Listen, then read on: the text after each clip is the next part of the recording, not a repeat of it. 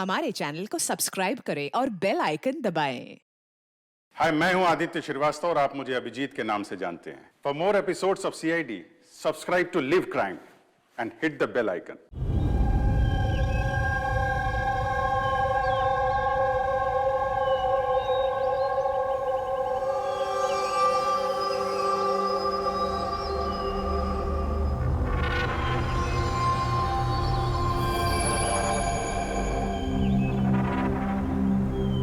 चलो फाइनली ये पल आ ही गया जब मैं आसमान में खुले पंछी की तरह उड़ पाऊं।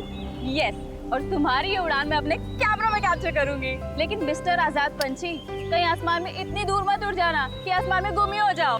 डोंट वरी मैडम, वैसे भी अगर रोनी जी आसमान में गायब हो भी गए ना तो वापस तो जमीन भी आना पड़ेगा ना। उड़ान भरने से पहले ही आप नीचे आने की बात कर रहे हो। चलो, हो गई तैयारी? All the best.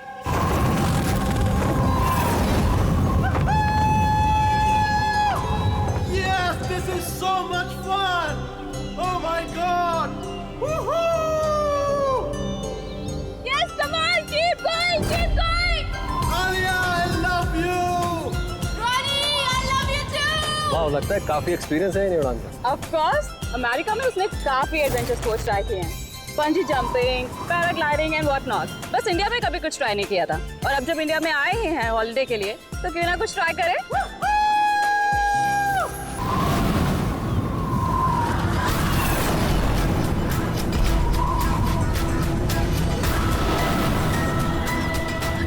रोनी को कुछ हो गया। जॉनी को कुछ हो गया, देखो।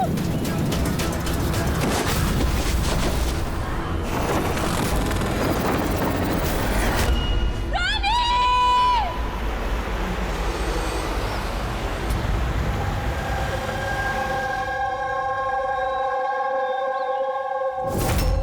मैं और रोनी तो यहाँ हॉलिडे मनाने आए थे। मुझे क्या पता था कि ये रोनी का आखिरी दिन साबित होगा।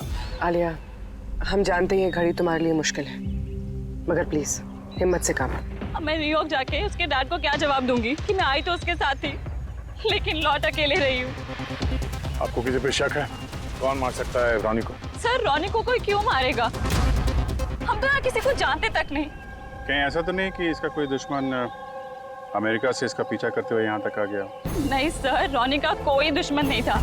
He was such a lively person, सब उसको पसंद करते थे। तो तुम्हारा कहना है कि यहाँ पे इंडिया में कोई रिश्तेदार, कोई दोस्त, कोई परिवार वगैरह नहीं है यहाँ पे? ये देश हमारे लिए अजनबी है सर। सब कुछ ना इन पैराग्लाइडिंग वालों ने किया है। Please sir, arrest them.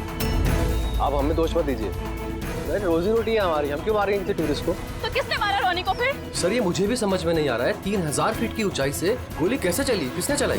तो रोनी 3000 फीट की ऊंचाई पे उड़ रहा था? हाँ सर, और मैंने खुद गियर चेक किया था, कोई भी खतरनाक चीज नहीं थी उसके अंदर। और उसके आसपास किसी को उड़ते हुए देखा आसपास? नहीं सर, कोई भी नहीं था। आसमान एकदम साफ था, रेडियस भी क्लियर था, और वो अपनी उड़ान एंजॉय भी कर रहे थे। पर सडन पता नहीं क्या हुआ, एकदम से धड़ाम से नीचे आकर गिर गए। ये जो घाव है ना, तो ऐसा लगता है कि काफी दूर से गोली चली है, शायद किसी राइफल से। हाँ, राइफल ही होगी, क्योंकि जिस हाइट में ये उड़ान भर रहा था वहां से तो कोई शार्प शूटर ही गोली चला सकता है, किसी राइफल से। जॉन, यहाँ आसपास किसी को गन या राइफल के साथ देखा है क्या तुमने? यहाँ पर गन लाना अलाउ नहीं है। आप असली गन की बात कर रहे हैं, वो दिवाली वाली पटाखे की बंदूक भी नहीं ला सकता कोई। आप लोगों ने देखा यहाँ पर किसी को? नहीं मैम, नहीं तो नहीं देखा। नहीं मैम। अच्छा आलिया, जब आप यहाँ पर आई रोनी के साथ, आपको किसी पे शक हुआ? कोई आप लोगों को फॉलो कर रहा हो, कोई आदमी जो गड़बड़ लगे? नहीं सर, ऐसा तो कोई नहीं था। तो क्या गोली आसमान से चली है क्या? सर, मैंने बताया ना, रोनी जी के आसपास में कोई उड़ नहीं रहा था, तो फिर आसमान से गोली चलाएगा कौन? हाँ सर, आसमान में कोई भी नहीं था। आप चाहें तो ये फुटेज चेक कर सकते हैं, इसमें कोई भी नहीं है साथ में।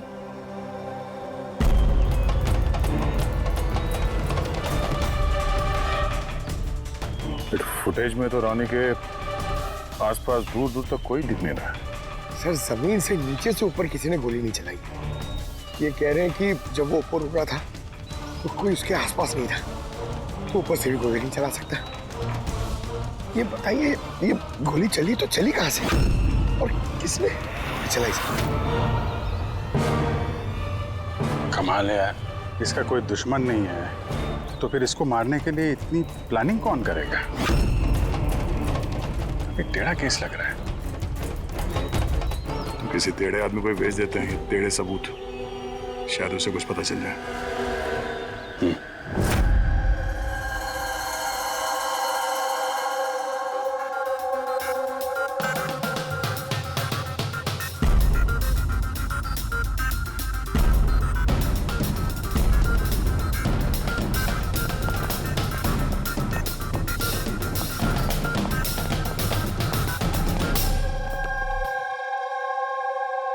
अरे वाह, आज आप दोनों जिस कदर काम में डूबे हुए हो, ऐसा लगता है कि बहुत सारे सुराग देके भेजने वाले हो हमें यहाँ से।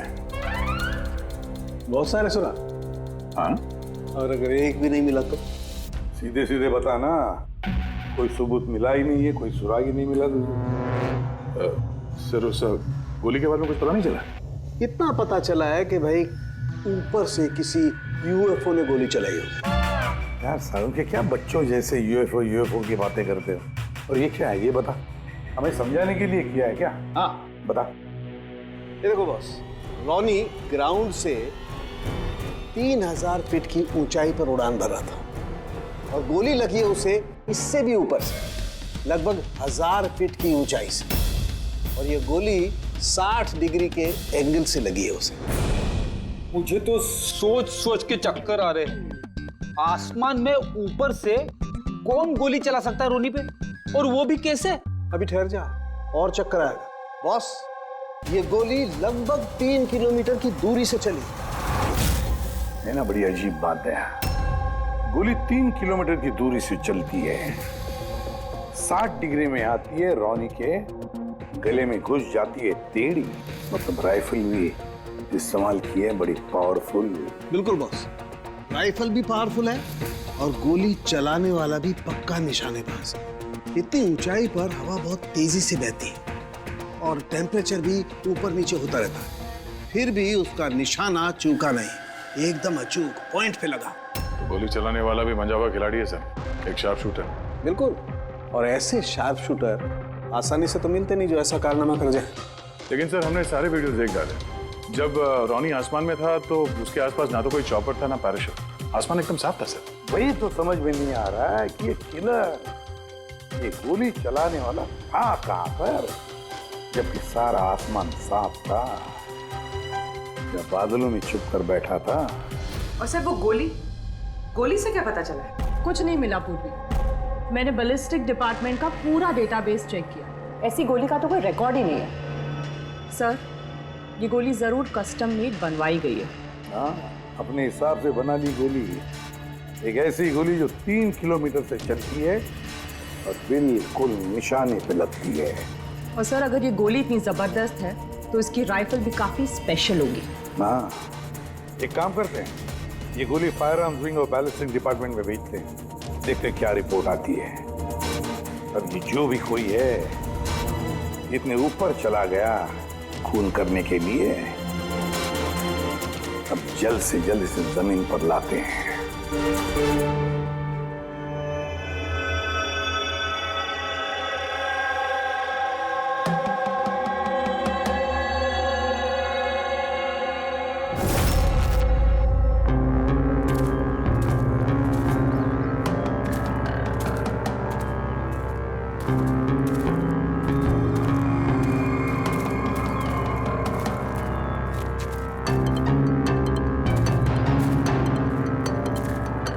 पास में है, वी कैन डू इट। यार गुरु, अब और नहीं चढ़ सकता, बहुत थक चुका हूं मैं।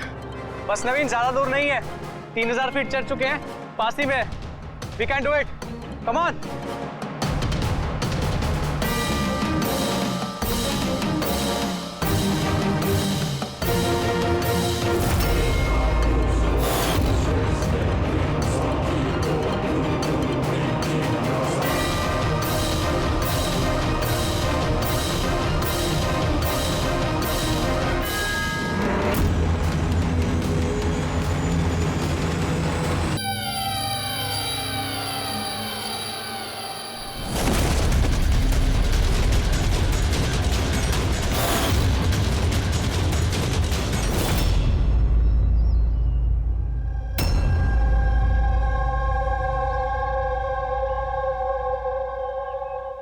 ऐसे लग रहा है जैसे रॉनी के मर्डर की फोटोकॉपी देख रहे हैं।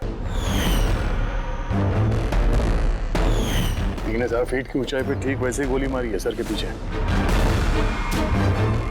इसको भी ऊपर से गोली।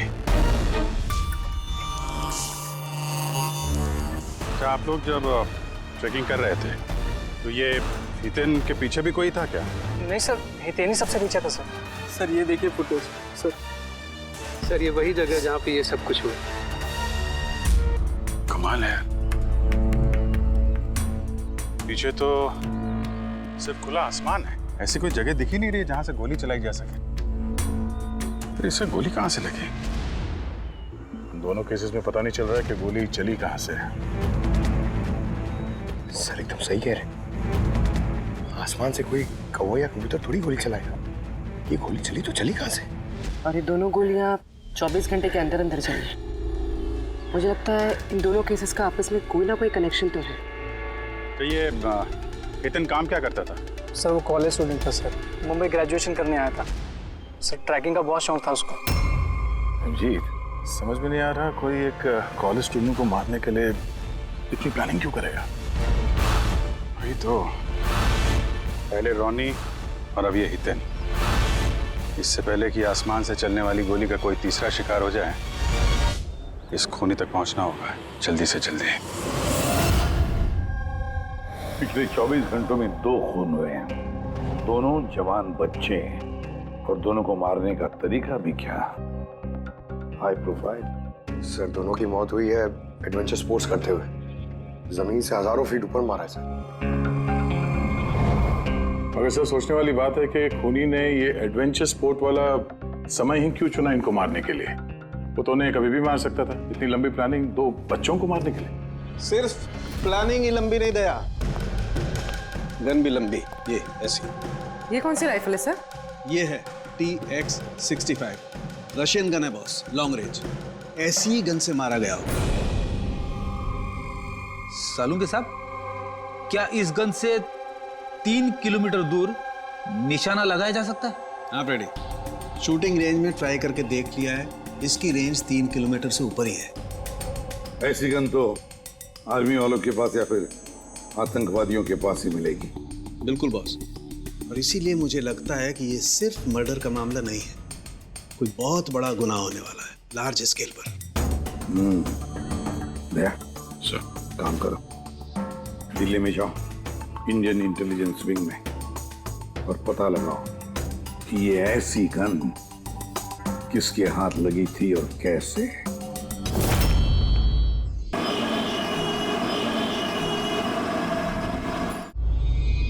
ये सारे खून इसी राइफल से हुए हैं, और आप लोग तो जानते हैं ऐसी हाई प्रोफाइल राइफल सबके हाथ में तो लग नहीं सकती। आप बिल्कुल सही कह रहे हैं सर। और गौर करने की बात तो ये है सर कि ये राइफल कोई खरीदना भी चाहे तो खरीद नहीं सकता। ये 1 या 2 पीस नहीं बिकती, पूरा का पूरा अलॉटमेंट होता है। तो पिछले कुछ सालों में जो आतंकवादी हमले हुए हैं उसमें ये इस तरह के राइफल इस्तेमाल हुए थे? जी हाँ। तो आपको किसी आतंकवादी गिरोह पे शक है? जी हाँ, अगर हमारा अंदाजा सही है तो हम जानते हैं कि इसके पीछे किसका हाथ है। कौन? इलवारे जिले में कुछ समय पहले हमारी आर्मी ने बहुत सारे हथियार जब्त किए थे। उन हथियारों में ये वाली राइफल भी। हाँ प्रताप सर, सारे आतंकवादी मारे, उनमें से एक आतंकवादी बचकर निकल गया और हमने उनके सारे हथियार जब्त कर लिए। Well done Pratap sir. और जो आतंकवादी भागकर गया है उसके बारे में सारे पोस्ट को अलर्ट कर दो। तो ये काम उस आतंकवादी का हो सकता है जो बचकर निकल गया था वहां से? जी हाँ, और हमारी इंफॉर्मेशन के मुताबिक ये आतंकवादी गिरोह जल्दी ही कुछ बड़ा करने वाला है। शायद ये उसी की शुरुआत हो। ये दोनों जुर्म कोई मामूली खून नहीं है, ये जरूर कोई बड़ी साजिश है, बड़ी साजिश, आतंकवादी हमले की साजिश। हाँ सर, और इस हमले को रोकने के लिए पहले इन आसमान से चलने वाली गोलियों का राज का पता लगाना पड़ेगा सर। और इस राज का पता करने के लिए हमें सबसे पहले ये पता करना पड़ेगा सर कि आतंकवादी रॉनी और हितेन जैसे आम आदमी की हत्या क्यों की। वैसे क्या कॉमन है इन दोनों खून में? सर दोनों मर्डर हवा में हुए, दोनों बार गोलियां ऊपर से चली, हाई प्रोफाइल राइफल से। किसी प्रोफेशनल शार्प शूटर का काम है सर ये। और सर इन दोनों केसेस में कोई वैंटेज पॉइंट नहीं है, कोई ऐसी जगह नहीं है जहां पे बैठ के खूनी इन दोनों पे गोली चला सकता है। वैंटेज पॉइंट, वैंटेज पॉइंट, कहीं यही तो वजह नहीं हो सकती है? तो आप कहना चाह रहे हैं सर कि खूनी के पास कोई जगह नहीं थी बैठ के गोली चलाने की, और उसे ये पक्का करना था कि उसका टारगेट छूटे ना, उससे कोई चूक ना हो, इसलिए वो इन दोनों पे प्रैक्टिस कर रहा था। Exactly Abhijeet, exactly. वो निशानेबाजी की प्रैक्टिस कर रहा था। मतलब सर उसका असली टारगेट कोई और है? सर अगर कोई वैंटेज पॉइंट था ही नहीं तो फिर वो हवा में गोलियां कहां से चला रहा था? पंकज, तुम्हारे सवाल का जवाब तुम्हारे सवाल में ही है। ये बताओ कि हम, मेरा मतलब है इंसान हवा में कैसे उड़ता है बिना पंखों के? सर एरोप्लेन से या फिर हेलीकॉप्टर से। बस तुम्हारा जवाब मिल गया। लेकिन सर वहाँ क्राइम सीन पे ऊपर आसमान में कोई चॉपर तो उड़ नहीं रहा था, ना ही कोई केबल कार थी वहां पे। तो दया कुछ और होगा, कुछ और होगा। अभिजीत, मैप निकालो। वहां उस पैराग्लाइडिंग और माउंटेनियरिंग कैंप के आसपास देखो, मेरा मतलब है ऐसा कुछ है क्या जहां से आदमी हवा में उड़ सके? जंगल है, और हाँ ये 2 हॉट एयर बैलून रेंजेस भी हैं। सर देखो तो, जहां पर खून है उसके आसपास कितने रेडियस में है ये? सर ये दोनों 60 किलोमीटर के रेडियस में। तो एक बात तो पक्की हो गई, खूनी वहां पर उस हॉट एयर बलून में बैठा था और वहीं से उसने गोली चलाई 3 किलोमीटर की दूरी पे। सर अगर किसी को हॉट एयर बैलून की सवारी करनी है तो पहले से बुकिंग करनी पड़ती है, कोई ऐसी नहीं जा सकता। कोई बात नहीं, तो वहां उस हॉट एयर बलून रेंज के ऑफिस में जाकर पता लगा कि ऐसा कौन सा टूरिस्ट था जिसने उन 2 दिनों में दोनों हॉट एयर बलून में सवारी की थी। ये टोटल 12 लोगों की लिस्ट है जो उस दिन हॉट एयर बैलून में बैठे थे। कुछ लोग अलग बैठे थे और कुछ लोग ग्रुप बना के बैठे थे। तुम्हें कुछ याद है कि इनमें से कितने लोगों के पास कोई सामान या कोई बैग्स थे? या फिर कोई बदमाश जैसा दिख रहा हो? नहीं, बदमाश तो कोई नहीं लग रहा था, लेकिन एक बूढ़ी आंटी थी जिन्होंने बैकपैक रखे हुए थे और वो चश्मा और टोपी भी लगाई हुई थी। हाँ, हम भी हैरान थे कि इस उम्र में ऐसी ट्रैवलिंग का जज्बा। और जब फोटोज खींची जा रही थी तो वो शर्मा रही थी और अपना मुंह छुपा रही थी। ये बूढ़ी आंटी शार्प शूटर, सुनने में थोड़ा अजीब नहीं लग रहा है? हाँ सर, मैं ही पायलट हूँ इधर। 25 फरवरी को कुल मिलाकर सर मैंने 6 लोगों को एयर बैलून की सवारी करवाई थी और 2 लोगों को दिनेश ने सर। अच्छा, तो उनमें से कोई गड़बड़ टाइप का आदमी लगा या जिसके पास कोई सामान वगैरह हो? सर ऐसा तो कोई नहीं था। हाँ, एक बुजुर्ग आदमी था, पता नहीं बात बात पर क्यों चिल्ला रहा था। शायद उसका मूड खराब था या खड़ूस था शायद। उसके हाथ में कुछ सामान था क्या? सामान तो नहीं था। हाँ, बैसाखी लेकर चल रहे थे। बैसाखी लेकर चल रहे थे? तुम लोग की हिम्मत कैसे हुई मेरी तस्वीर लेने की बिना मुझसे पूछे? जरा भी तमीज है कि नहीं है? उड़ाओ उसे, उड़ाओ। अच्छा, फोटो खींचने पे नाराज हो गए? कितनी अजीब बात है ना सर। लोग हॉट एयर बैलून पे रोज रोज तो बैठते नहीं हैं, तो वो खुद ही फोटो खिंचवाना चाहते हैं ताकि वो इस मेमोरी को हमेशा अपने पास रख सकें। और कोई खास बात याद है उनके बारे में? सब पता नहीं बतानी चाहिए या नहीं। नहीं नहीं, बोलो, जो भी याद है खुल के बताओ। उन्हें चलता देख के लग नहीं रहा था कि उन्हें बैसाखी की जरूरत होगी, पर फिर भी उन्होंने बैसाखी पकड़ रखी थी। अच्छा,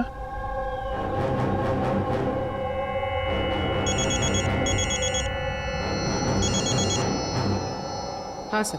हाँ पूर्वी, कुछ मालूम पड़ा? सर यहाँ पर एक बूढ़ी औरत आई थी और उसके हाथ में एक बैकपैक भी था, और हाँ, फोटो खिंचवाने से भी एतराज कर रही थी। अच्छा, यहाँ भी एक बूढ़ा आदमी आया था हॉट एयर बलून में बैसाखी लेके, और उसे भी फोटो खिंचवाने से परहेज था। सर कहीं ये बूढ़ा आदमी और ये बूढ़ी औरत एक ही इंसान तो नहीं है? एग्जैक्टली, वही शार्प शूटर। उसके बैग में और इसके बैसाखी में वो राइफल था जिससे ये खून हुए। और सर दोनों दिन ये ऊपर अकेला ही गया होगा, क्योंकि अगर किसी और टूरिस्ट के साथ जाता तो फिर राइफल सेट करने में और निशाना साधने में काफी मुश्किल हो जाते। नहीं पूरी, मुझे लगता है वो अकेला तो नहीं गया होगा। मतलब हॉट एयर बलून चलाना और साथ में ये राइफल भी चलाना, दोनों काम एक साथ करना जरा मुश्किल है। इस हॉट एयर बलून का पायलट भी होगा साथ में। मतलब सर, इस जुर्म में पायलट भी मिले हुए हैं? यस। एक काम करो, उस पायलट को पकड़ो जल्दी। उस दिन उस बूढ़ी औरत को ऊपर बलून में कौन ले गया था? पायलट कौन था? संजीव था।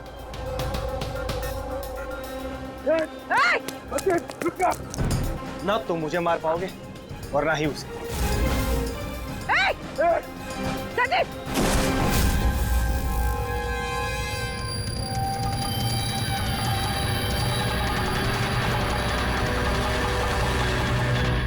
ये तो अपनी जान देने के लिए तैयार था।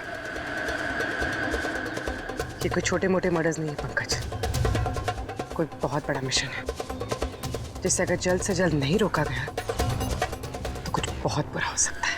अच्छा गीता, 24 फरवरी को जो आदमी ग्रुप में नहीं जाना चाहता था, अकेले जाना चाहता था, उसका पायलट कौन था? कौन लेकर? सोलो ट्रैवलर को तो दिनेश लेकर गया था। कमाल है दिनेश, इतनी देर से चुप बैठे हो, कुछ बोल ही नहीं रहे हो। तुम लोग मुझे पकड़ नहीं पाओगे। जब तक हमारे सवालों का जवाब नहीं मिल जाता तुझे जिंदा रहना पड़ेगा। चल। मार लो, जितना मार सकते हो मार लो, मुझे कोई फर्क नहीं पड़ता। वैसे भी तुम्हारे इन कानून के कमजोर थप्पड़ों में इतनी ताकत नहीं है कि मेरी जुर्म की मजबूत हड्डियों को गला सके। समझे? तुम्हारे साथ जोर जबरदस्ती करना होता तो उसके लिए तो 2 मिनट का काम है हमारे लिए, पर बाद में ख्याल आता है तुम्हारे परिवार का, तुम्हारी बहन। अगले महीने उसकी शादी है ना, कैसा लगेगा उसे कि उसकी शादी हो रही है और शादी के वक्त उसका भाई इस दुनिया में नहीं है? हाँ? और तुम्हारी माँ हर महीने खर्चे के लिए पैसे भेजती हो ना, तुम्हारे जाने के बाद कौन ख्याल रखेगा उसका? कभी सोचा है इसके बारे में? हाँ? नहीं? चलो, अब भी मौका है, सरकारी गवाह बन जाओ। वादा करते हैं तुम्हारे जेल जाने के बाद तुम्हारी माँ का ख्याल हम रखेंगे। सच? मतलब पूरा ख्याल रखोगे? पूरा ख्याल? हाँ, तुम्हारी माँ का पूरा ख्याल रखेंगे। तुम बस ये बताओ कि किसके लिए काम करते हो? तुम्हारा बॉस कौन है? बता दो, पक्का बता दो? हाँ बताओ। मैं जिसके लिए काम करता हूं ना, मेरा बॉस है सर, उसका नाम है एसीपी प्रद्युमन।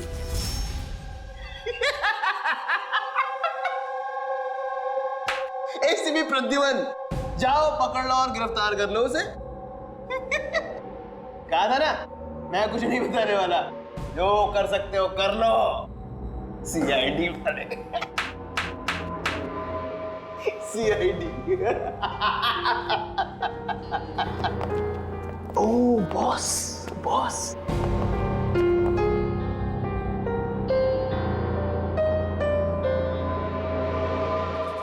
कोई बात नहीं, कुछ मत बताना। अब हम ना तुमसे कुछ पूछेंगे, कुछ बताने के लिए तुम पर जोर जबरदस्ती करेंगे, कुछ नहीं, सिर्फ एक करेंगे, हम तुम्हें सोने नहीं देंगे। सोने नहीं देंगे? वैसे भी मैं अगर जागता रहा तो मैं कुछ बताने नहीं वाला हूं आप लोगों को। कोई जरूरत नहीं, कुछ मत बताओ, पर सोने नहीं देंगे तुम्हें। ओके? यार दया, मैंने तो सुना है कि आदमी खाने पीने के बगैर तो काफी दिनों तक सरवाइव कर सकता है, लेकिन सोए भी ना। कितना तड़पेगा ये बेचारा, बड़ी बुरी मौत मरेगा, मुझसे तो देखा नहीं जाएगा।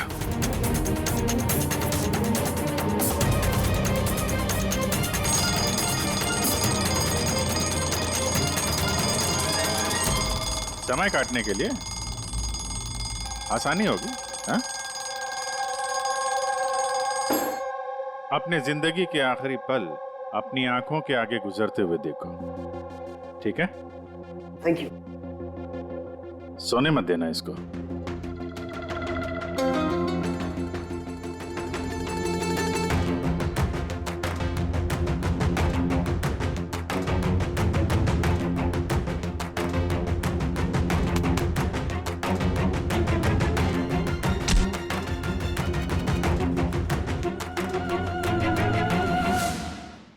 Ready sir. अरे कहाँ हो यार?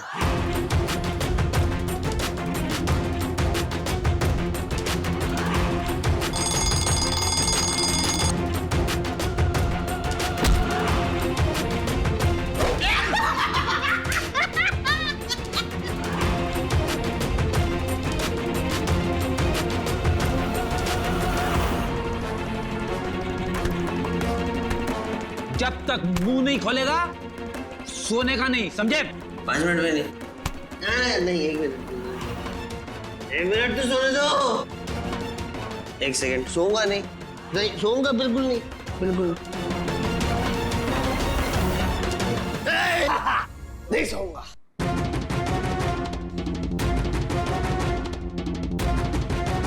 बस अब टूटने वाला ही है।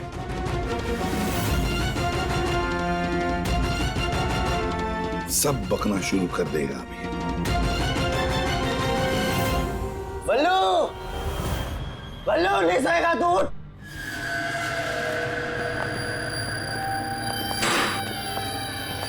क्या सोना चाहता है? तो सोने देंगे ना भाई, क्या प्रॉब्लम है? चलो हम सोने देंगे तुम्हें। खाली ये बताओ कि तुम्हारे गिरोह का प्लान क्या है? हाँ बता दो। मेरा नाम दिनेश नहीं है। मेरा नाम हाँ मेरा नाम बल्लू है, दिनेश नहीं है मेरा नाम। और मुझे स्पेशली इसी मिशन के लिए तैयार किया गया था। और जो 2 मर्डर हुए थे ना, वो प्रैक्टिस थी। हमारा असली मिशन है उसको मारना। और क्या नाम है उसका? वो स्टीव मल्डर। स्टीव मल्डर, वो इंटरनेशनल पीस मीडिएटर, शांति दूत जो हमारे देश आया है, दुश्मन देशों के बीचों शांति का करार करवाता है, आतंकवाद बंद करने के लिए। इसी भी हम नहीं चाहते कि आतंकवाद कभी रुके। और स्टीव मल्डर तो मरेगा, तुम लोग कुछ नहीं कर सकते। और तो कर भी लोगे ना, उसको बचा भी लिया ना, और स्टीव मल्डर को खत्म कर देंगे हम। हमारा जो शार्प शूटर है ना, एकदम रेडी। कहाँ मारने वाले हैं और कब? बोल। वो जब कॉन्फ्रेंस में भाषण दे रहा होगा ना, वो सबसे सही वही सबसे सही समय वही सबसे सही समय होगा, क्योंकि उस समय उसके आसपास सिक्योरिटी वाले नहीं होंगे। और जो कॉन्फ्रेंस है ना, ये बिल्डिंग की छत पे है, तो हॉट एयर बैलून पे हमारा शार्प शूटर जाएगा, तो वहीं गोली मारेगा। कॉन्फ्रेंस 1 घंटे में चालू होने वाला है, अभी जल्द से जल्द पहुंचना होगा। अरे तुम लोग कितनी कोशिश कर लो, नहीं बचा पाओगे उसे। और हाँ, अगर तुम लोगों ने बचा भी दिया ना, तो हम दोबारा प्लान बनाएंगे, दोबारा मार देंगे। कौन मारेगा? कैसा दिखता है वो? अरे मैंने उसकी शक्ल नहीं देखी अभी तक। जब भी आता है भेष बदल के आता है। तुम लोग क्या उसमें पकड़ोगे? हॉस्पिटल ले जाओ जल्दी। सर, क्या हम हॉट एयर बलून रुकवा नहीं सकते जब तक कि ये कॉन्फ्रेंस पूरी न हो जाए? नहीं फ्रेडी, ये हॉट एयर बलून हम नहीं रुकवाएंगे। अगर आज रोक दिए तो कल दूसरा प्लान करेंगे। आज का प्लान हमें पता है, हम आज ही भिड़ेंगे इनसे।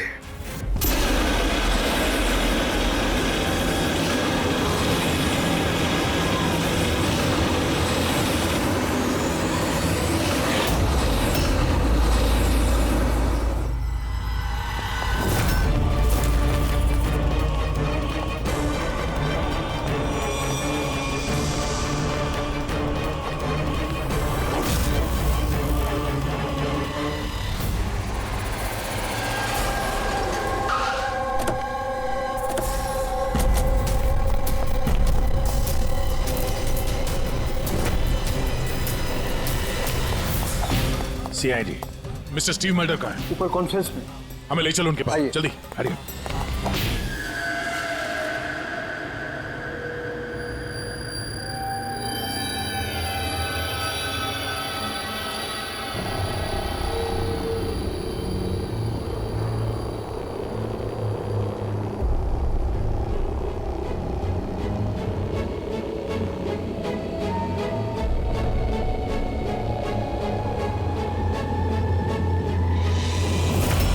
सर यहाँ पे 4 बलून है, 2 हवा में है और 2 रेडी हो रहे हैं उड़ने के लिए। मेरे सामने जो बलून है सर, उसमें एक कपल है और वो लड़के के पास एक बैकपैक है। नजर रखो उन पे, कौन कौन आ रहा है, कौन कौन जा रहा है, सब पे ध्यान रखना। ओके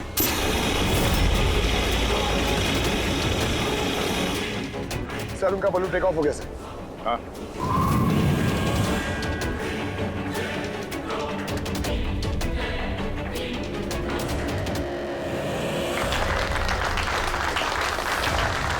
इस दुनिया में टेररिज्म क्यों है, ये क्वेश्चन बहुत जरूरी है। और ये टेररिज्म तभी स्टॉप हो सकते हैं जब सभी देश भाई भाई की तरह साथ रहें। टेररिज्म को जाद से उखाड़ फेंकना होगा हम सबको।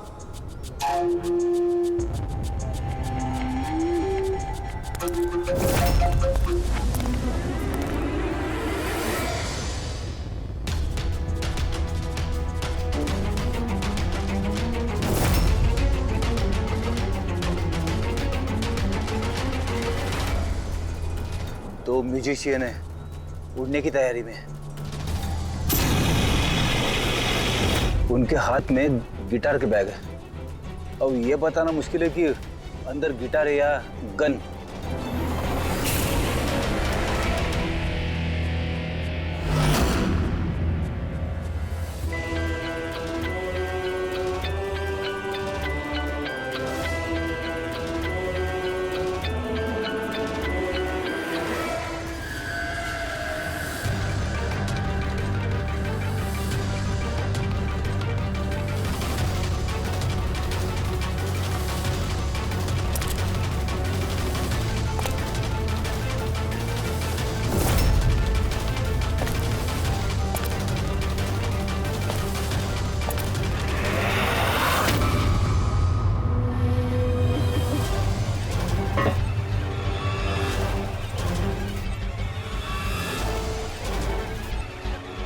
सर और एक आदमी आया है, उसके पास एक बैकपैक और एक क्रच है। वेट करते हैं।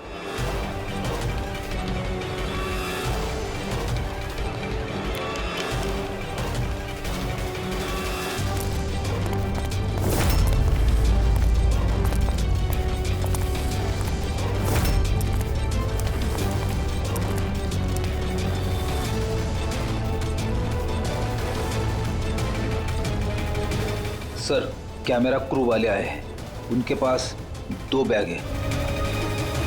Camera crew?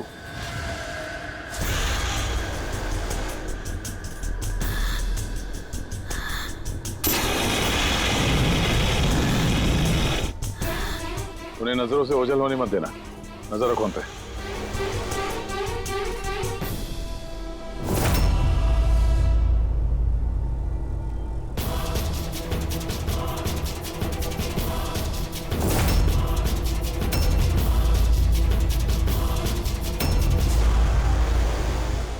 यहाँ तो बहुत सारे बलून उड़ रहे हैं। सुसाइड बॉम्बिंग क्या है? कोई खुशी खुशी हो अपनी जान देने को कैसे रेडी हो सकते हैं? जिंदगी अनमोल। Oh no, We need to respect ये सारे बलून? life. और हर देश वो कौन सा बलून होगा जिसकी हमें तलाश है? लगता है भेष बदल के आया है। ये तो शक्ल से कुछ गड़बड़ लग रहा है।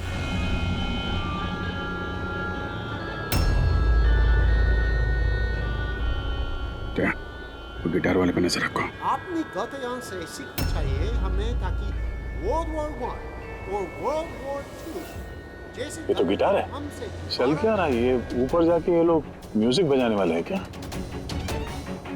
बाकी तो सारे बलून्स निकल गए, एक रह गया। मतलब सर इस बलून में हमारा शार्प शूटर।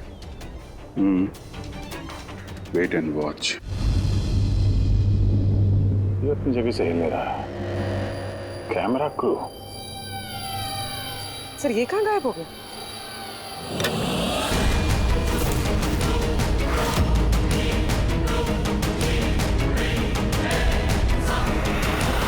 सर इसके पास तो राइफल है, वैसे जैसे साड़ू सर ने बताई थी।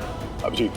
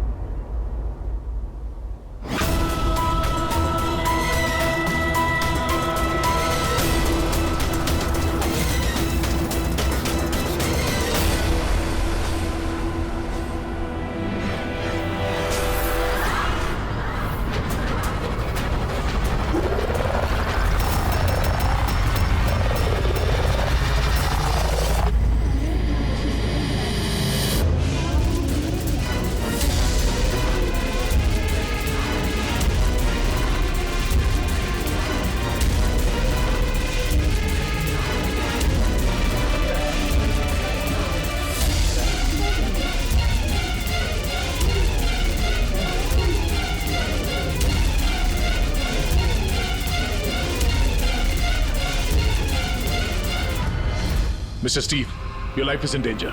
आपकी जान को खतरा है। आप क्या करें? We have a plan. Thank you CID. अगर आप लोग आज सही वक्त पे नहीं आते, मैं जिंदा नहीं होता। देखिए, मिस्टर स्टीव, खतरा अभी गया नहीं है। अभी खूनी पकड़ा नहीं गया है, इसलिए बी सेफ है। Be careful. Okay. Freddy, Pankaj, उस बलून पे नजर रखना। आंखों से ओझल होने मत देना। हाँ सर, हम लोग बलून को ट्रैक कर रहे हैं।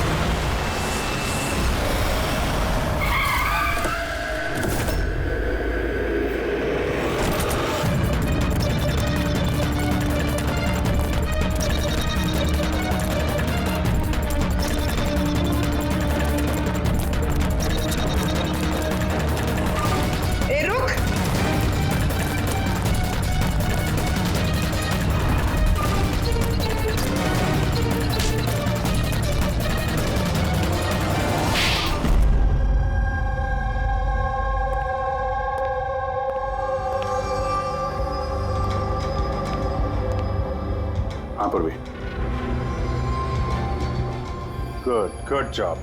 Congrats. पकड़ गया killer, Mr. Abhijit? Yes, Mr. Steve, we got him. Yes. Well done. Well done. CID वर्षों से इस देश की सेवा कर रहे हैं और आज एक बार फिर आपने एक खतरनाक टेररिस्ट को पकड़ लिए हैं। अभी वो पकड़ा क्या है? बहुत जल्द हम उसके पूरे ग्रुप को पकड़ लेंगे। Mister Steve, we are very proud of you. आप जैसे लोगों की दुनिया को जरूरत है, जो आप जैसे साहसी हैं और नेक हो।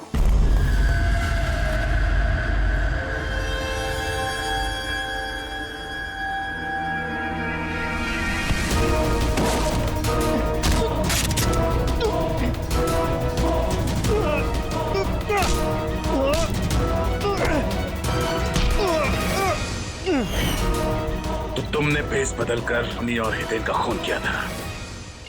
तुम मिस्टर शार्प शूटर, अब जेल की उड़ान भरना फांसी पे छूटते हुए समझा। तुम्हें क्या लगता है तुमने मुझे पकड़ लिया तो स्टीव जिंदा बच जाएगा। कभी नहीं। हमारी तादाद इतनी ज्यादा है कि तुम्हारा कानून हमें ढूंढते ढूंढते थक जाएगा, लेकिन हम खत्म नहीं होंगे। खत्म होगा तो तुम्हारे ये देश। एक खटमल हमारे देश पे बुरी नजर डालने वाले आए और चले गए। जानता है हमारे देश को आजाद हुए कितने साल हो गए? 70 साल। और पिछले 70 सालों में हमारे देश के वीरों ने न जाने कितने आतंकवादियों का खात्मा किया है। आज तेरी बारी है, कल तेरे साथियों की बारी होगी।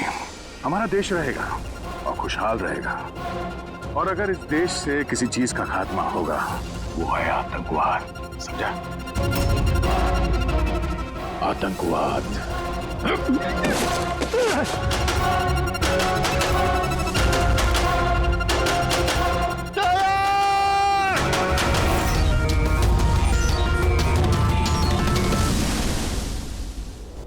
आतंकवादी पीठ पे ही गोली मारोगे? हम लोग यहाँ खाते गोली, यहाँ।